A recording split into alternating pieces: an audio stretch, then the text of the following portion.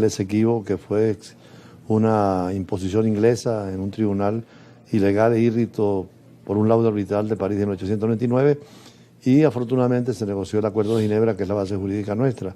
Y seguimos negociando, pero veo que Argentina también perdió una territorialidad de unos 12.000 kilómetros cuadrados, muy importante estratégicamente, y siguen insistiendo en reclamarla. Hasta una guerra hubo. Cuéntanos un poco esto. Bueno, hay una particularidad en el caso de Malvinas, que se ha impostado una población extranjera.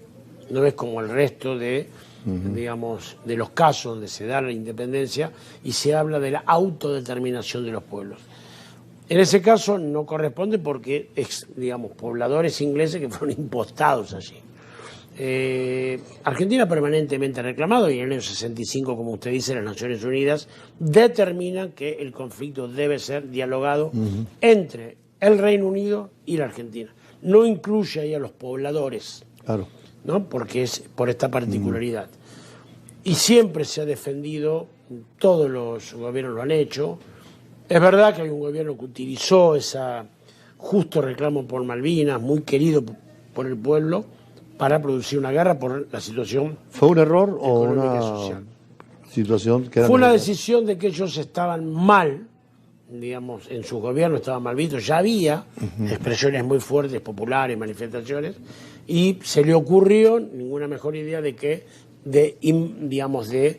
entrar en un conflicto armado, en realidad, no por patriotismo, sino por interés, ¿no? Pero eso fue un acontecimiento trágico, sobre todo para los soldados.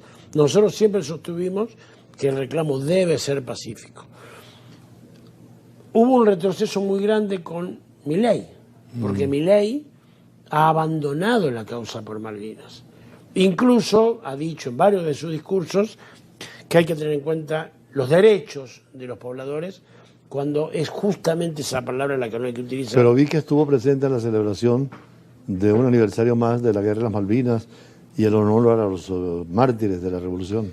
Bueno, claro, eso lo ha hecho, es un acto formal, sin gran validez, pero él no ha hecho ninguna cosa seria como para recuperar las Islas Malvinas, sino más bien todo lo contrario. Él justificó la presencia del canciller Cameron del Reino Unido en las islas.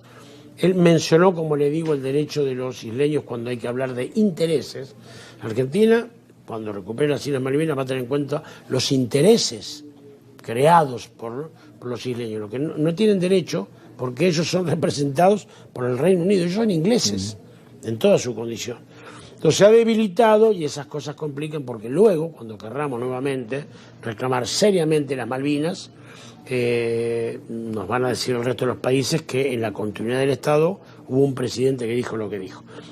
Milei reivindica a Thatcher, que fue la que dirigió el Reino Unido durante la Guerra de Malvinas, bueno, que fue la que mandó bombardear nuestros buques, que mató a nuestros soldados. Él tiene una concepción así, dependiente del imperio, incondicional para con Trump y los Estados Unidos, e incondicional con Inglaterra. Lamentablemente nos gobierna una persona que no tiene patriotismo, no está en su sentimiento, en su ser, ¿no? Ahora, hubo momentos en que hubo posibilidad de recuperar las Malvinas antes de esa guerra. Hubo conversaciones avanzadas que se estaban dando y lamentablemente se interrumpieron por esta intervención militar. Pero antes alguna operación de algún otro gobierno en todos los... No que avanzara más del diálogo, porque insisto, los gobiernos se plantaron esta idea de la necesidad del diálogo. ¿Cómo se va a resolver eso entonces? Y la única forma es que se sienten a dialogar. ¿Y hay espíritu para eso? En Argentina sí, y cuando el mundo, digamos, fuerce a Inglaterra, porque las Naciones Unidas tienen que ser convertidas, embajador. Es decir, las Naciones Unidas se ha apagado. Desvalorizado totalmente. Se ha desvalorizado. Hay guerras y nadie respeta lo que opinan las Naciones Unidas. Pasan cosas en el mundo y nadie le interesa lo que dicen las Naciones Unidas. Ordena alto el fuego la Asamblea y nadie las determina. Entonces, es el secretario general. Y no hay tribunales que apliquen eso. No hay tribunal. Es el Consejo de Seguridad el único que puede tomar medidas obligatorias. Y el Consejo de Seguridad ha quedado avejentado. Y el veto, eso impide cualquier... Y el veto, entonces, uno de los países del Consejo de Seguridad Permanente veta.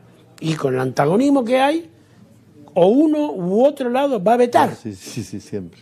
Entonces es declamativo el rol de las Naciones Unidas. Entonces, en el caso de las Malvinas, cuando se lo obliga al Reino Unido a sentarse a negociar, no estamos hablando de que se otorgue preventivamente la soberanía, que se siente a conversar, a dialogar, a negociar.